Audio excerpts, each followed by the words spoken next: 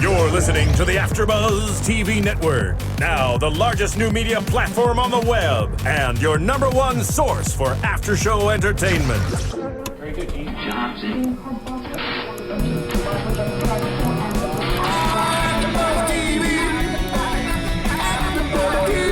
From Los Angeles, California, and Maria Menounos, and streaming live thanks to Akamai Technologies, this is AfterBuzz TV Spotlight On.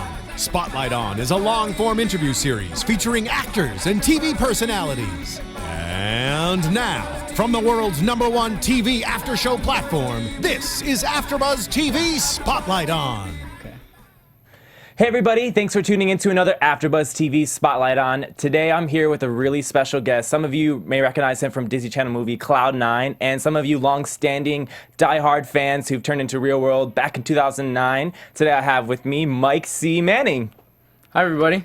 Thanks for tuning in, thanks for coming in. I'm really excited because this is my first Spotlight On, so, you know. Well, really this cool. is my first one too, so we'll do this together. First time's first. Together. Yeah. So I guess this is just going to be like, you know, a get to know Mike C. Manning type of interview, you know, get to know about a little bit more about Cloud9, some of your experiences, some of your other projects you're producing, get to know you a little bit more. So I guess first things first, I read that you started acting at the age of 14. What made you kind of want to get into that type of thing? Were you involved in musical theater or like performing arts when you were younger? Yeah. Well, when I was 14 is when I started with musical theater and with stage theater.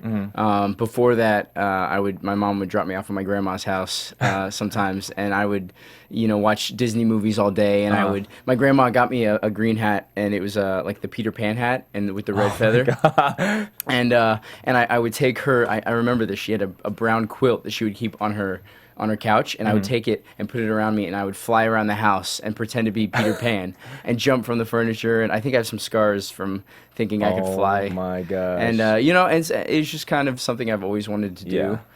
So I did community theater, and then I did high school theater and musicals and stuff. Do you remember your first role when you were younger? Yes. Oh yeah, it was terrible. So I did. Were you like a tree or something? No, it was. I mean, a tree probably would have been better at that point. Yeah. It was. I did a play called "And They Dance Real Slow in Jackson," and it's a dramatic play about a girl who has fake legs. Wow. And I was a bully that had to push her down and pull her legs off, like her fake legs. And my parents, and this is my first time, you know, on stage doing this, and my parents, they come to watch it, and they're in the front row with the camcorder, and they're like, "Sweetie, they're so proud." And they were there after the show, they were like, "Come on, we need to talk to you." Like, yeah, but I mean, it was, once I did that, I could do anything. Yeah, I guess it was kind of like a foreshadow a little bit to your type of villain character in Cloud9 a little bit. Little bit of foreshadowing. Yeah, maybe a little bit. I mean, I don't pull Dove's legs off. No, but no, but yeah, it's a good thing you don't pull Dove's legs off. She might need them to snowboard in the movie. Yeah. So I guess I just want to know, bring us back to the moment when you got the call from your agent, because obviously you've had jobs before Cloud9 and you've done things before, but what was it like in the call from your agent to hear that you got, you know, a lead role in a Disney Channel movie, Cloud9? It was great. It was I was really excited. I read the script, and the script was fantastic. And for a Disney movie, I think this movie, the story has a lot of heart and soul. You know what I mean? And I love the message about you know, working hard and not just pretending to be great at something, but actually putting in the effort and until you're the person that you can be proud of and other people can be proud of, and working really hard, and to see, you know, Dove as Kayla Morgan go from being this diva to kind of somebody that really competes and is talented and takes it seriously is a really great story. And I grew up in Colorado, and I had been snowboarding since I was little. So you've had experience before the movie with snowboarding. Yeah. So I had been snowboarding since we moved from Florida to Colorado. That's a big move. When I was 8. And the first thing that my parents had me do was sign up for ski and snowboard lessons, because they're like, we're going from tropical people to snow people now. Where are you from in Florida? I was born in Port St. Lucie, and I grew up in West Palm. Okay, cool. And Fort Lauderdale. Okay. Right? Yeah. Near Miami. So, yeah, and I go back and forth. I would spend the summers in Florida and with my grandparents and stuff. But it was a great story, and I got to snowboard for 2 months. That's with awesome. a great cast. Did you so. film in Colorado, or did you film at We filmed in Utah. Utah? Why, Yeah. why did I say Colorado? Oh, that's fine. Well, the best thing about it is that Disney put us up in like a snowboard camp before we started filming for Okay. a couple weeks, and so it was Dove, Kiersey, Luke, and myself, and we all got to, before any of the other cast got there, or the crew and stuff, and we got to really know each other while Cast bonding. cast bonding while Yeah. we were snowboarding and doing that stuff, and I was probably the best. You were like, no problem, I got this. But if you see, as you see in the movie, we have to do some crazy stunts, and we have to do like in the super pipe, and so our snowboard doubles were ex-Olympic athletes. They were on the So U.S. you- Olympic team, and we had snowboard doubles Okay, for I was a gonna lot ask of it. that. Yeah. Oh, yeah. I mean, come on. Like I couldn't. I'm convinced. By the way, I'm convinced that my snowboard double. I had two. The one was Nick Fuka, and one was Brock. He was on the U.S. Olympic team. Okay. Both rock stars, and I'm convinced that they're robots. Why? Because I saw them do tricks that a human being should not be able to do in person. I mean, I guess if you train that much, you are basically become a robot with I snowboarding. think Nick, especially, I think he's a robot. My snowboard double, Nick, is a robot. Well, at least you had a freaking amazing snowboarding robot as your double. It makes yeah, you yeah. look I mean, if amazing. yeah. So your character Nick Swift is, like I said, was kind of like the villain of the movie. How was that like playing that type of character on screen with the whole story and your other characters? My biggest note the entire time was, Mike, you have to be meaner. Like and the director would come over, Paul, who was great. He would come over, he'd put his arm around me, and he said, Mike, I know you're not this guy, but you just got to be meaner. And Dove would be standing next to me, who's 4'9" of just adorable kindness. Yeah. The nicest girl you ever meet, and she's this cute little blonde, big doe eyes, and I'm looking at her, and she's looking at me, and I'm like, I can't be mean to this. How am I supposed to mean to her? How am I supposed to be mean to this? And so we would do it, and some of the takes, I'm like, fine, I'm just gonna do it, and we would do it, and I think we found a happy medium. Okay. Yeah. So it was not that easy at first, but you kind of got the hang of it. Well, yeah, and when it came out, a lot of my friends watched the premiere. And a lot of them, halfway through the movie, they would text me like, Mike, you're such a jerk. Mike, I don't like you. And I kept, my main thing, I was like, guys, please watch till the end. Watch the end. Because I have like a scene in the end where I apologize and I have that redemption kind of thing, So The nice I'm like, guy villain I'm just at the like, end. please just keep watching it so you don't hate me. Come on. I swear I'm not a total jerk. There's a nice moment I It's have. my dad's fault. Come on. Yeah. Your dad's fault? Why? Oh, because he movie? was the one, in Yeah. the movie. Yeah. Okay. Sebastian, no, it was he was the coach for the Swift team. Okay. Team Swift, yeah. Yeah, I watched it because my friend, Colton, he's in there, so we all watched it and watched the movie. Oh, you're friends so- with Colton? Yeah. Okay. Yeah. Oh, yeah, I think We talked about that we at the talked about scavenger that. hunt. Yeah, yeah. Colton's Yeah, cool. we had a big viewing party and whatever, and we watched it. So Super nice guy. Yeah. But my favorite scene to film was the scene where I take snow and shove it in his face. bam. Yeah. Well, and it's 10 seconds of the movie, but what you didn't see is take after take after take. Oh my I would gosh. take Colton and throw him down and shove snow in his face, and it was great. Just aggression, and he release. Could, it was great. It was like 11 o'clock at night. We had filmed all day, and I'm tired, and I'm like, I'm just gonna take all this aggression out. Bam, Yeah, bam. Yeah. How much of your stunt work did you do? Like, would you get bruises, bumps, anything crazy that you did? Yeah, I'm proud to say that Luke and I did some of our stunts in the half pipe, and we Okay.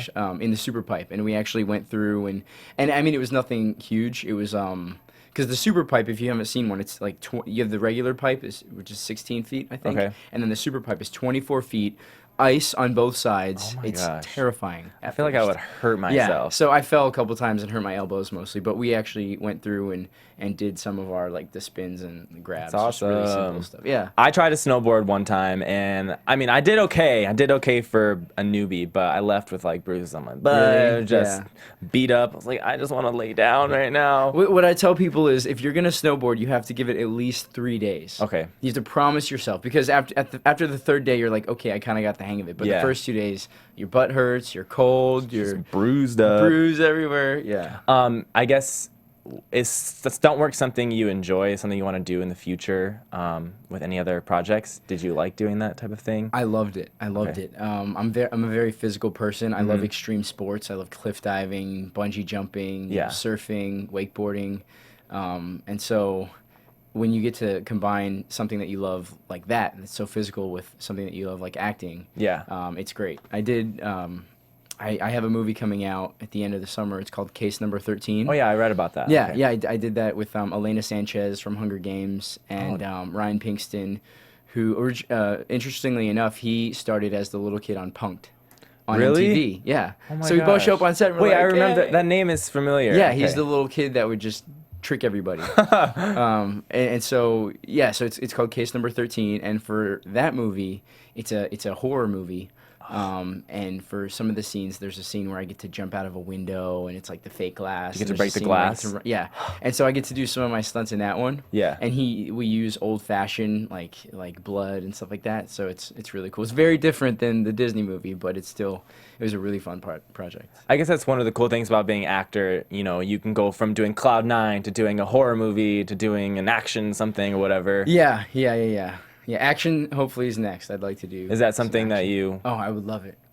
What is your dream role as an actor? What do you really want to do? What's on the bucket list? Oh, that's a good one. My dream role as an actor would be to be a superhero. A superhero. Of course. Okay. Yeah. To be something in the DC comic universe. Hey, you never know. With like Superman or Batman or, something like that.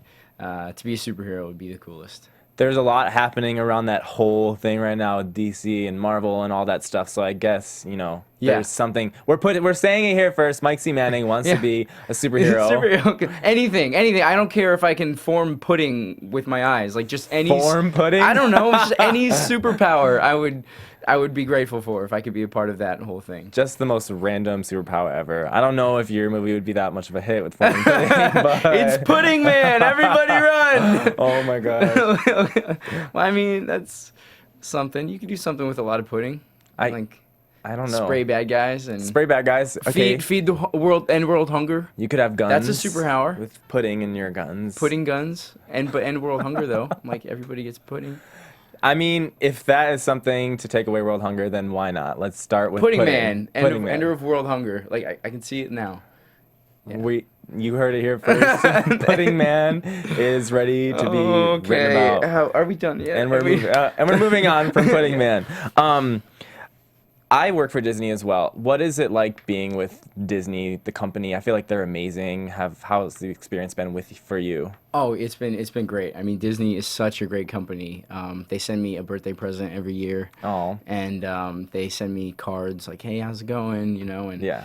just the content that by the way, Disney has their hands in everything, with I like know. ESPN and with the theme parks and with, ABC and all these companies. Yeah. But they really do a great job at creating content that kind of appeals to everybody. Mm-hmm. I mean, look at Frozen. It Brilliant. crushed the box office. The songs are songs that they hook onto your brain and they just don't get out of your head for days and days. But, I think especially with Frozen, Disney went back to the old style of storytelling where it was like, the hero's journey and the animal friends and all that, which was fun to see. And I enjoyed it. And I'm a young adult now. Yeah, I enjoyed it. Yeah, see? And Still so sing songs. So it's Disney's going to be around forever. Yeah. And I'm happy to be a part of it. You jumped on the bandwagon, and do you want to do another Disney Channel movie if it came along? Is it something that you want to do? If they called me and said, "Mike, we're doing a sequel to Cloud 9," Uh-huh. or if they called me and said, "Hey, Mike, we're gonna have a superhero movie about Pudding Man," I would say, "Yes, please." I can't. Yes, please. Pudding Man. Yeah. Disney's a great company. Like you said, they're really smart, and obviously they did a great job with your guys' movie, and who knows what else is to come. It's from. interesting. Before I did Cloud 9, I was on a show called Crash and Bernstein. Right, you were telling me about And that. yeah, and I played on that show. I played an Australian foreign exchange student. Okay. And so for the role of Nick Swift, when I first started auditioning for it, they had me do it in Australian. And Is that I did hard? It, no, I have a really good friend. His name's Lachlan, and he's from Australia. Okay. And so I bribed him. I said, "Hey, I'll buy you dinner for 3 days if you speak nothing but Australian to me." And I was committed. My mom would call me on the phone, and I'm like, I'm like, sorry, Mom, I have to speak Australian, so like you're just gonna have to deal with it. I'm sorry. I was gonna ask you to do an accent, so you just did it for me. So I went in, and for the entire time, it was like, and he taught me slang words too. It's like he taught me a trash can is like a rubbish bin, and like the trunk of your car is like a boot. So it's like that is really good. Yeah, it's fine. It's actually my favorite accent to do. I'm convinced that you're Australian now. Thank you. You could go and be with the Australians, and they wouldn't know. Be among the Australians. They'd be like, "What up, mate?" yeah. Lachlan the dancer? No. No, okay. I know a Lachlan too. He's an actor. Okay, cool. Yeah. So what are your?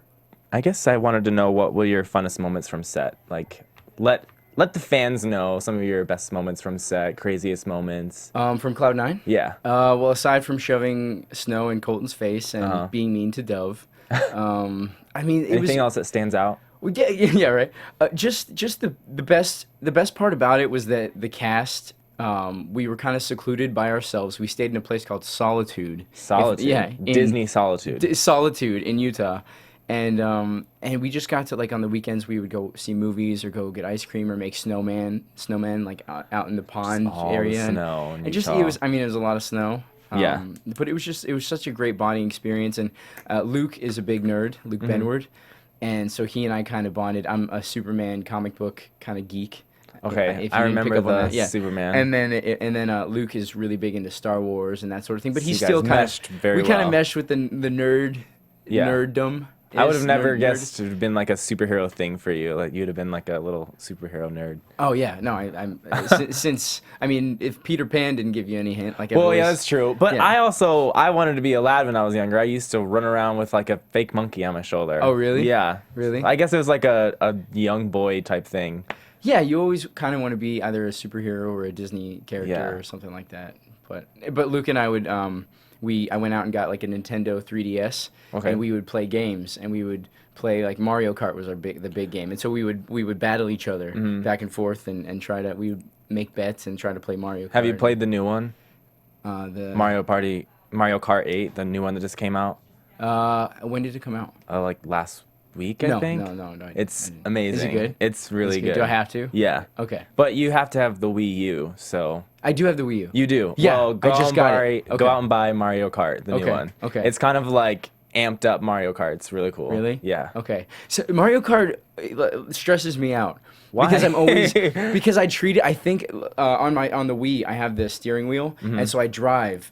Like you're actually in your car. So it's like this, and all my friends, will be in my living room. It'll be 4 of us, and we'll just be driving, and everybody will just be kind of doing it and playing the game. But I get so into it, sweating. I'm like and I'm like, stop it, get over. Like I'm gonna hit you with a shell. I get really into it. You're one of those. I'm one of those. Ready to kill people with your video game aggro. Yeah. I mean, I can see how you can get into it like that with video games. I used to be like that, but I calmed it down. Yeah, I haven't done that yet. No? Maybe I'll work on that. I mean, is there like a support group or something? Yeah, I think there's a number you can call for like the Wii Too Aggressive Video group. Game Anonymous. Yeah, something you can take care of is a problem across the United States. People are having trouble with it every day. It's an epidemic. Yeah, so I think maybe there will be a support group for you. Get help. Thank you. Yeah. Thank you. I'm here for you. To everybody out there, there's going to be a support group for people that get too aggressive playing video games.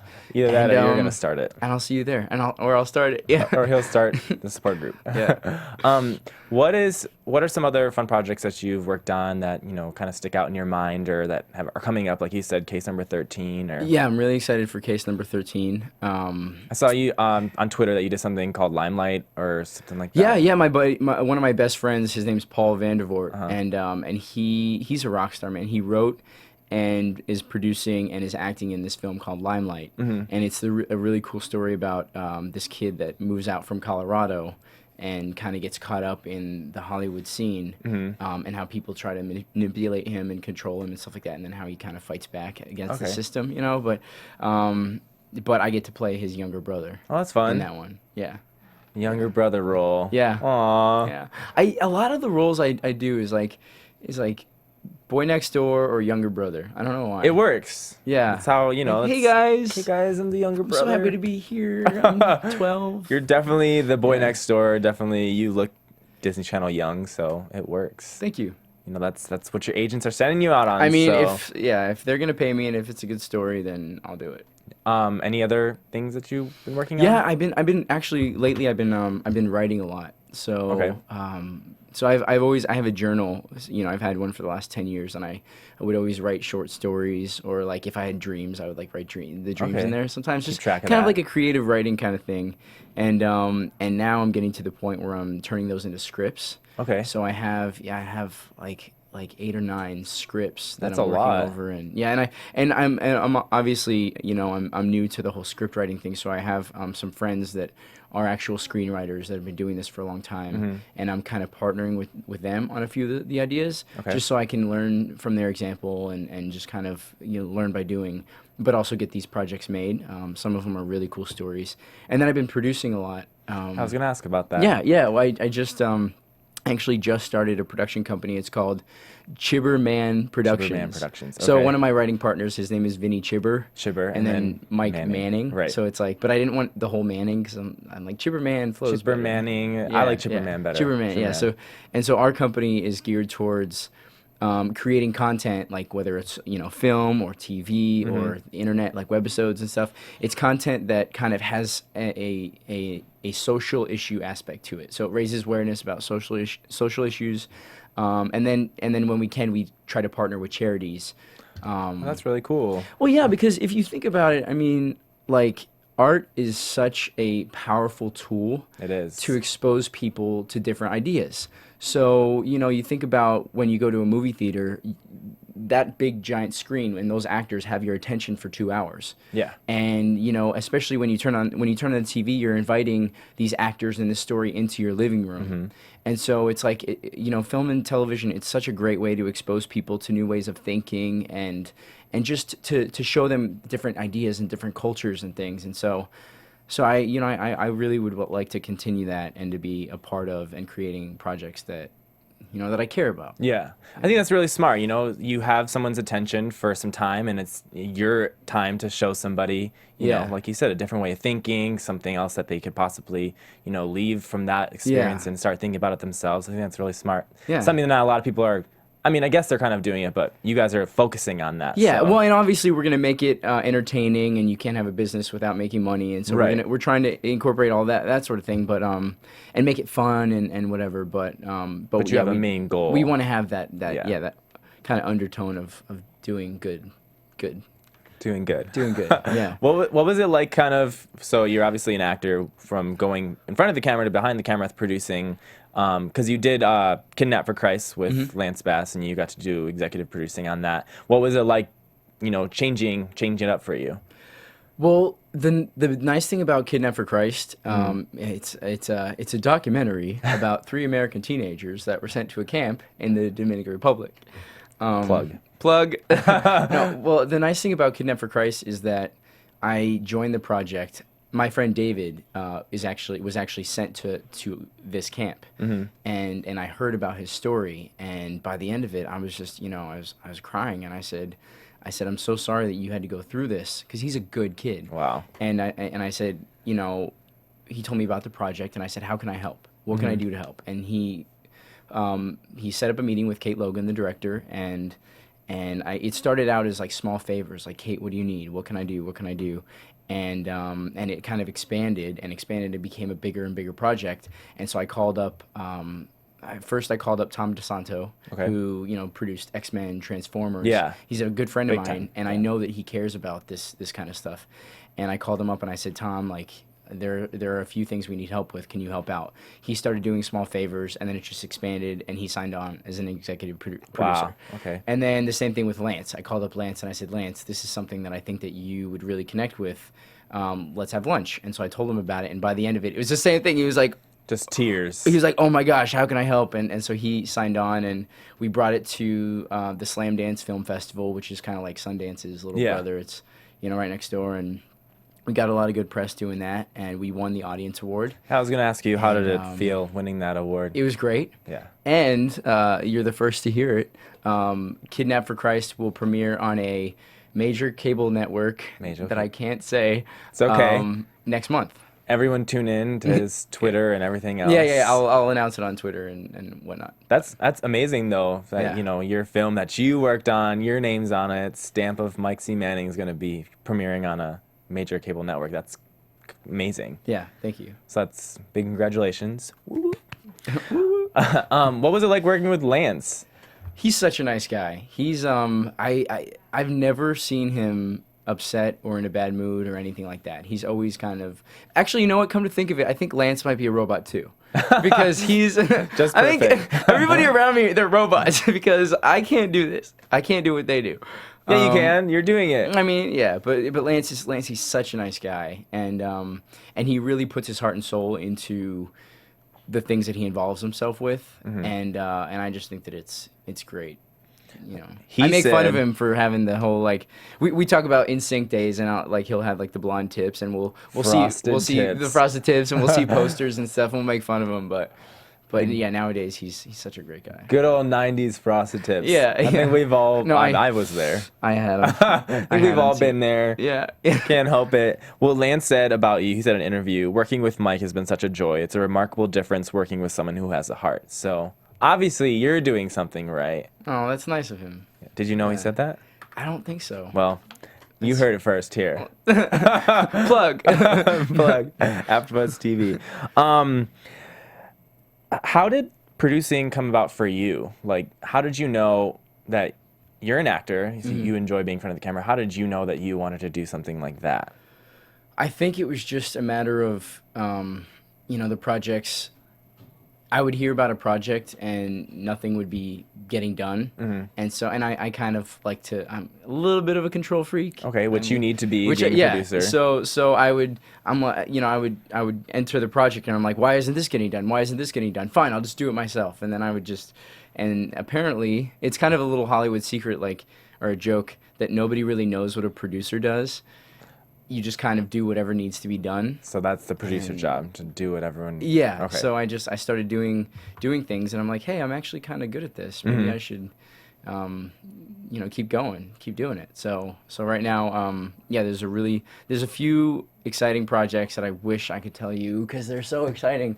But I'll put it on Twitter or Facebook or whatever. Follow him, Yeah, so you can hear about all of his exciting things that are happening. Yeah, as a producer, it'll be announced in the next couple of weeks. But if it goes through, if it happens. It'll happen. We're putting it out there. If it happens, it'll be so exciting. Yeah. You obviously wear a lot of hats, which is really awesome because a lot of people stay, complacent with just being an actor and just doing different work, but you're actually reaching out there and doing other things. So that's really cool. Thank you. Besides acting and producing, you also are really big with volunteering, which I read that you've been volunteering since you were like a little kid, like doing things like that. How important is volunteering for you? Like, what does it mean to you to volunteer? Because you have your hands in a lot of different projects. So yeah, well, I mean, I don't think to me it's not. It was never a question of like, do I want to volunteer or be involved? It was a question of like, how best should I use my time? Where can I? And what's the biggest need? My parents taught me from a young age that I was born into this world under very lucky circumstances, and some people aren't, and. So if those of us that have resources and privilege can use those to help other people, why not? Yeah. It seems like a no-brainer to me, and I really, especially kids, I've always had a heart for like youth that are that need help. Me because too. sometimes a lot of times they can't help themselves, and so since moving to LA, I've been really involved with homeless youth. Okay. And with arts in schools. Those are two issues that I really, really care about. And yeah, I mean, especially homeless youth, because the idea that a teenager is living on the streets, that just every day in Los Angeles, by the way, there are about 7,000 homeless youth between the ages of 18 and 26, I believe. 7,000. That's a lot. Sleeping on the streets.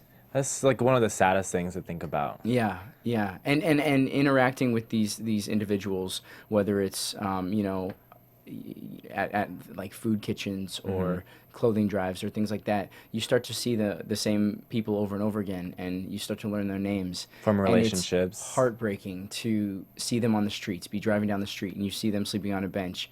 And instead of like, oh, that's homeless person number 3. You know their name. It's like, oh, that's Martha, and that's her spot, and I'll probably see her there tomorrow, and I'll probably see her there the next day, and Yeah. And so that's I'm really lucky that I get to do community service like that. Yeah, and you have a platform to put your voice out there and help out those kids, and Yeah. I think that's awesome. Literally, I love giving back as well. Volunteering is important to me, so I think it's really cool that you're also, involved with volunteering. Because, like you said, there's a lot of people that are just, stuck with unfortunate circumstances. So. Yeah, and a lot of people, it's not that they're bad people. They just, the people that don't volunteer, it's just that they don't know. They don't know. Which is, you're reaching out and making them aware of what's happening. Yeah. I think more people should volunteer. I think they should have more of knowledge of what's happening around them, and instead of going about their daily thing and, actually look. Yeah. Because there's more than just your daily routine. Mm-hmm. I remember we talked a while ago. You said that you were involved with Boo to Bullying, and we actually had Cassie in here who did Spotlight On a long time ago. Okay. So yeah, what is that about? Oh, that's great. Well, I mean, it's an organization that just, I guess, promotes the idea to stand up to bullies. Okay. So bullying happens in our schools because of, obviously, there's the bully and then the bullied. Right. Over here, but a lot of it continues to take place because people don't say anything, and so the message of Boo to Bullying is to kind of stand up together and call out the bullies and call out the situations, and just it's almost like make bullying uncool, kind of thing. Just it is uncool. It is uncool. Don't bully, but it's just kind of to help empower other people to stand up to bullies on behalf of other people. That's awesome. Yeah.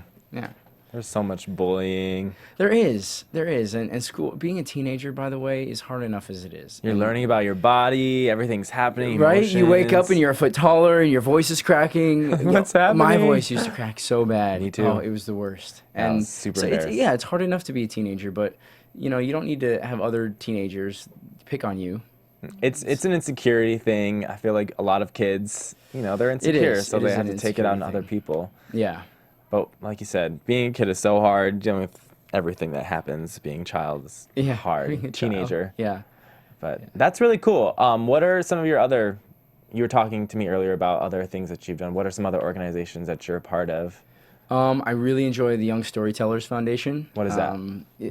Young storytellers, you have mentors and you have actors, and the mentors will go into elementary schools to fourth grade graders classes, and they will have kind of like a little buddy that they'll pair with for 9 weeks, and every week, once a week for 9 weeks, they'll go in and they'll teach them how to write stories. So they'll teach them about scripts and about the breakdown and you have the good guy and the bad guy, the protagonist, the antagonist. You have your character arc and your storyline and the climax. Just the basics. Okay. And so they'll teach these kids about how to write a story, and then over the course of the 9 weeks, the kids will write a story, and then they'll have what's called a big show at the end, where actors from film and television, working actors, will come in and they'll get the scripts right away, and they will act out the scripts on stage in front of all the teachers, the parents, the community, the kids. And these kids you sit in the director's chair and they actually watch their stories come to life for the first time with these actors that they see on Disney, Nickelodeon, so cool. ABC, those types of things. And so it's so cool. It's inspiring. Really, really cool. It's great. So I've been an actor a couple times, and then I've been a mentor a couple times. Okay. For different schools. Yeah. So. That sounds so cool. I would actually love to see that. See like these kids' stories come to life. Yeah. That would be great. That would be. There's something like that I'm trying to make happen. Okay. To actually turn it into, but I don't take my idea. No, just kidding. No, I mean it's his idea. No. Maybe you'll see that. Okay. Yeah. Let us know. Yeah. Okay. Let us know. Okay. What are some other things that you do? I mean. Or no? There's just so many. I volunteered at a horse ranch for a while. Okay. Taking care of horses because I like animals. Okay. Like I said, the Buddha bullying, the young storytellers is a big deal. I think that I traveled around. And talked to colleges and universities. Not so much lately, but over the past 3 years, I've been doing that a lot. I would talk to colleges and universities about bullying, but also about like equality and diversity and youth activism and getting involved in politics and things like that. Okay. So I do a lot with like political organizations to raise money for certain candidates and that sort of thing. So I mean, it's whatever I have time for and whatever need. You're a busy man. Well, yeah, everybody's busy. Yeah. But it's it's kind of all over the place a little bit. Speaking of politics,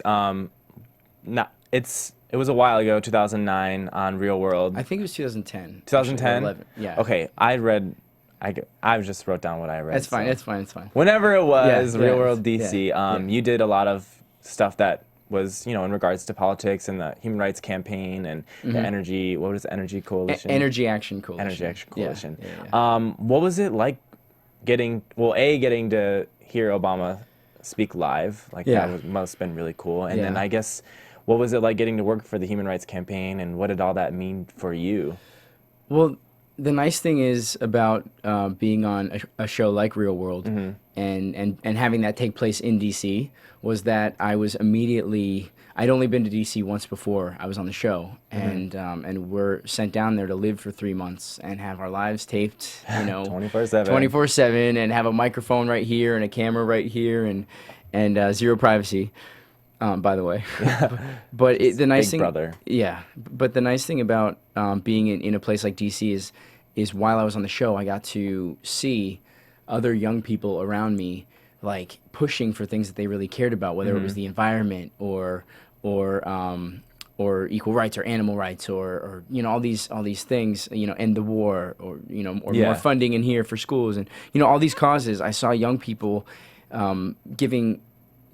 giving marching orders and being the founders of organizations and really standing up and fighting for what they believed in. And it was just really cool, and the energy was contagious. And so 2 weeks into DC, I was like, how can I help? And it just all over the place. Yeah, and so it was Energy Action Coalition happened first, and then the Human Rights Campaign happened after that. And it was great. And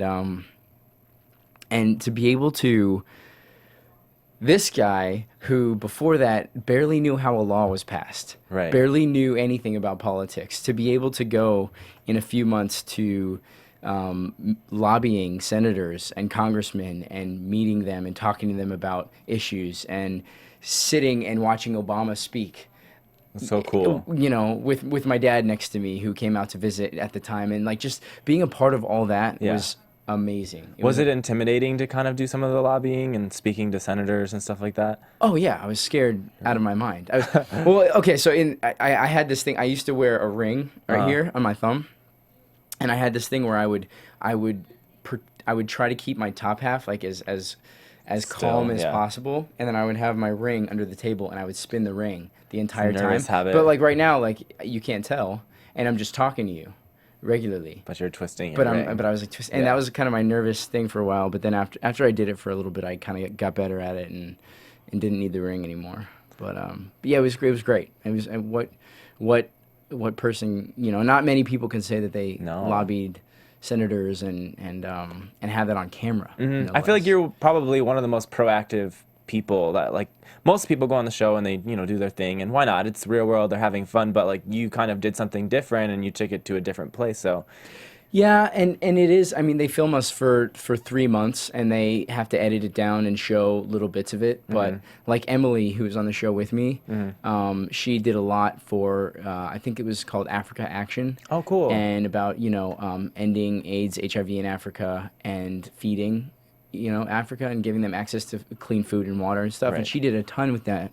But you didn't really get to see it. They didn't really show a lot of it. And so, I mean, my cast, some became better friends than others. Yeah. But they were all kind of pretty cool in their own way. Yeah, you were in a good spot to do your thing.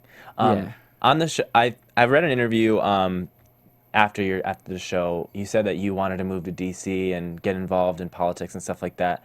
Where was the change of heart where you wanted to, come to LA and do your thing? Yeah, I mean, it was a tough decision, to be honest. Yeah. I finished filming the show, and it didn't even air yet.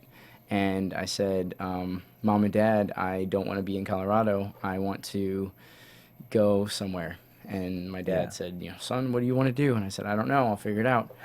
So shortly after that, I figured it out, and it was either DC or LA. Okay. And chose LA. And I said, you know what?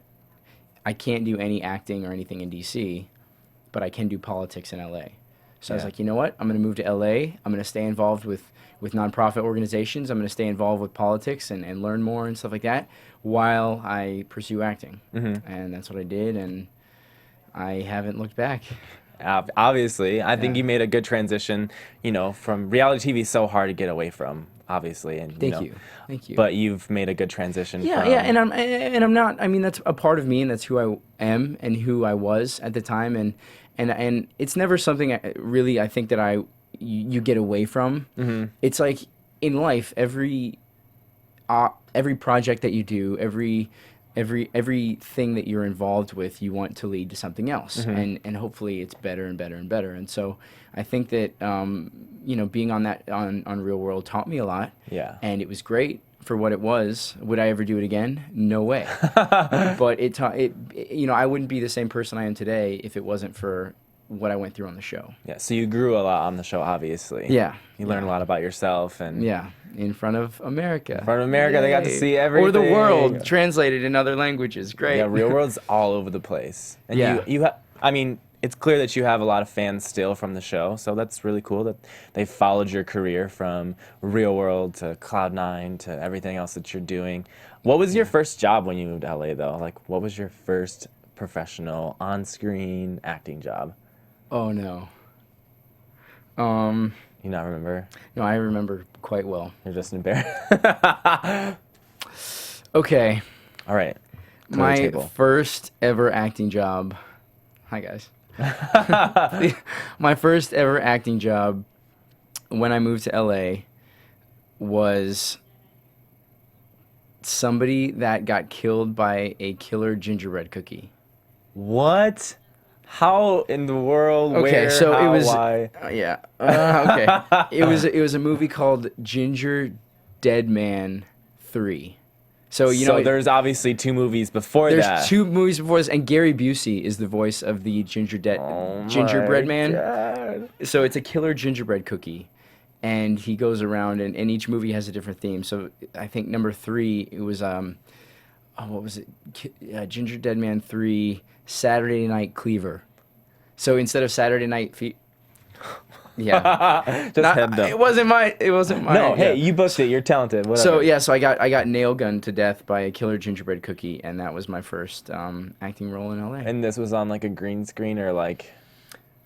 No, they had it was special effects that did the nails and the blood, but they put a little bit of blood on me, and they had a puppet, a gingerbread man puppet that had a nail gun.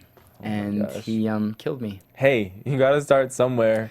Brad Pitt did a bad horror film, and so did Ryan Gosling. So paid your dues. If it's the same trend as those guys, I won't be upset about it. Paid your dues. There you go. My dues. Same as Brad Pitt, paying your dues. I'll be able to say I earned this. Okay, I got killed by a gingerbread cookie. Nail gunned to death by a gingerbread cookie. That's a good story to tell some grandchildren. I tell you. Yeah, as long as the grandchildren don't see it. Well, they don't have to see it. You can just be like, long time ago. I don't, for some crazy reason, all the DVDs got purchased and destroyed. They're nowhere to be found. Sorry. We'll just talk about it. It's fine. Yeah, we'll just talk about it. You're asked, I think, as a finalist, where you want to go on the show as Real World. What was your ultimate destination? So if I can go anywhere in the world. Yeah. Because I don't think we were asked. You weren't? Okay. No, it was. I was asked last year. Yeah, our season wasn't asked. Oh, okay. Oh no, maybe. Oh, you're saying like during casting process? Yeah, they're like, where Oh, do I thought you you meant wanna on the go? show. On the No, show. no. Oh, during casting, yeah. Some of Yeah. the questions are kind of crazy. Yeah. But yeah, if I could go anywhere in the world right now, it would probably be Australia. Actually, With your accent. with my accent, Fit because then I'll in. just fit right in, and I could say that I hung out with kangaroos and they kicked me, and I hear they're nasty little creatures. They can be vicious. But yeah, my buddy Lachlan just went back there to do some filming. He was on Blue Water High, which was a Blue huge Water High. show in Australia, Okay. and then he did some other stuff in Australia, and so he just went back to work a little bit more, and so I might visit him actually in the next couple months. Australia is so awesome. Yeah. I went on tour there with Disney Live, so. Oh, you did? Yeah. But it's so expensive. It's so Is it? expensive over there. Okay. Literally, everything's really expensive. So pack like water bottles and protein bars in my suitcase. Yeah, just pack and- everything. Okay. Everything. Sunscreen Even and- food, groceries. Yeah. In a bag. Okay. You'll be good. Just bag of peanut butter. Yeah. And, yeah. Okay. PB&J the entire time you're there. Yeah. Was it a weird transition to go from having cameras on you to like none at all? I definitely enjoy my privacy. Privacy, yeah. I like my privacy. You know, every couple months I'll like shut down Facebook and just shut down things and just kind of disconnect from people. And I've always kind of been that way. Mm-hmm. The first thing that I did after the show was over and after I didn't have cameras this close to me was I went home and to my parents' house, you know, and I'm sitting on the couch and I watched an entire movie in my underwear, eating Cheetos, Just chill. just chilling with the radio on, and like the TV was right there, just all day, just no cameras, just walked around Cheetos, naked. peanut butter, Cheetos in the peanut butter. Oh my God. I was disgusting because for 3 months we have no cell phones. Oh my gosh. Because Rough. you can't hear what we're saying, you know. Yeah. We have no TV, no radio, because all the songs are like copyrighted and stuff. Yeah, you can't And so even we didn't- sing on the show, right? Yeah, I couldn't even hum. Couldn't even do any. Music's a huge part of my life. I love music. Yeah. And I couldn't even hum or do anything, and so yeah, that was the first thing I did. Just slob. Cheetos, peanut butter, slob. You know, just Walk belly around out. naked. Yeah, Hey, everybody. yeah, yeah. That's a good time. Why Yeah, not? why not? You're taped for 3 months doing all the craziest and things. that's how I spend my days off now. So Why not? why not? It's a normal Mike C. Manning day. Yeah. I read an interview that you wanted to get certified in personal training. Did that ever happen for you? No, actually, that was to be certified in personal training was just like a plan B. Okay. If acting didn't pick up right away. Okay. But I was really lucky, and I started booking acting, and that Good was for you. paying my job. No personal training. So I needed. didn't. Yeah, I actually didn't have to personal train. Okay. So these questions aren't, but I have just like random questions that I want to ask. Okay, shoot. Just fun, random, off the wall questions. Okay. Okay. In a year from now, we're celebrating what a great year it's been for you. What is it that you see yourself celebrating? A year from now, after they do Cloud9 2. Okay.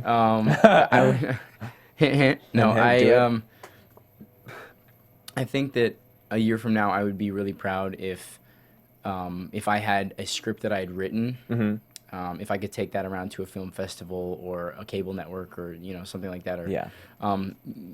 if it were something that came out of my head onto paper onto the screen, I think that would make me really proud. So Okay. yeah. So you get on that and make. I'm that working on it. happen. I'm working on it. I know. You're gonna do it. Yeah. What has been the most satisfying moment in your life so far with like your entire career? Oh, with my career or in, like so? I guess just in general. Overall. What has been the most satisfying thing for you? Wow, that's a lot. I know. It's a think- loaded question. I think that my proudest moment ever was when my little sister was born. Mm-hmm. Because I was, I was old enough at the time. I was still a little kid, but I was still old enough to understand what was happening. And just to see my sister as a baby and grow up and who she is now, she's somebody that I'm really, really proud of. Aw. So that was probably one of my happiest moments. That's cool. Yeah. And what about in your career? What has been like the most? Oh, okay. Okay. So in my career, there was this really cool time where I told you I'm obsessed with Superman. Okay. And Dean Cain played he played Superman in The Adventures of Lois and Clark. And so I did a Hallmark movie with Dean Cain. It was called Operation Cupcake. It was a funny little, cheesy, TV movie on the Hallmark Channel. But in the film, he plays the dad of the girl that I'm dating, and we shoot the very first scene, and we open the door, and it's Dean Cain, and in my head I'm like Superman, you know. And so we do our scene, and then during our lunch break, I pull out a Superman wallet and I show him, and I'm like, hey, like check this out, this is funny, and he started laughing, and he thought it was a joke, and he goes, hey, this is really funny, like can I have this? And I was like, that's my wallet. So that's my real wallet. Okay, thanks. Now I'm gonna go over here. But it was just cool that one of my first films was with, Superman. Yeah. Yeah. Dean Cain. He was actually just here last night. Oh, he was. Yeah. He was here. Yeah. Okay, Spotlight. cool. We did a spotlight on with him. Oh, nice. He's such a nice guy. But he's a really cool guy. Before we wrap up, I just want to do a quick lightning round question. Uh-oh. Okay. If you were a box of cereal, what and why? Chocolate mini wheats, because it's all the goodness of wheat, and I like chocolate. If a movie was produced about you, who would play you? Oh no, me. Last gift you gave someone. Last gift? Yeah. What did I do? I sent I sent my friend to Vegas. It was like That's a nice gift. Yeah, yeah. Besides throwing, what superpower, any superpower, what is it? Telekinesis. Okay. So just, saying, oh, I want your microphone, and just boom. Yeah. Favorite color? Blue. This color. Okay, me too. Favorite artist right now? Artist, I would say MKTO. Okay. And the last movie you went to see?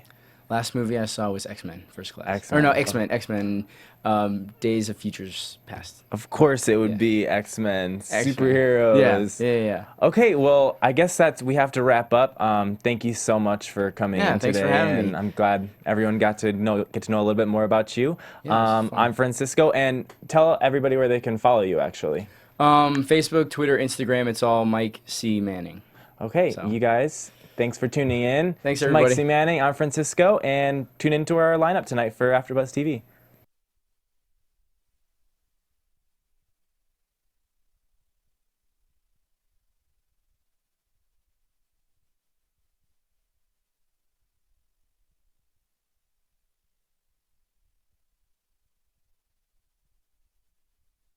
From executive producers Maria Menounos, Kevin Undergaro, Phil Svitek, and the entire AfterBuzz TV staff, we would like to thank you for listening to the AfterBuzz TV network. To watch or listen to other after shows and post comments or questions, be sure to visit AfterBuzzTV.com. I'm Sir Richard Wentworth, and this has been a presentation of AfterBuzz TV. The views expressed herein are those of the hosts only and do not necessarily reflect the views of AfterBuzz TV or its owners or principals. Thank you for watching AfterBuzz TV on YouTube. For more of your favorite after shows and interviews, subscribe to our channel here, and be sure to share your opinion on the episode in the comment section below here. We'd love to see what you guys are buzzing about. Thanks again. Buzz you later.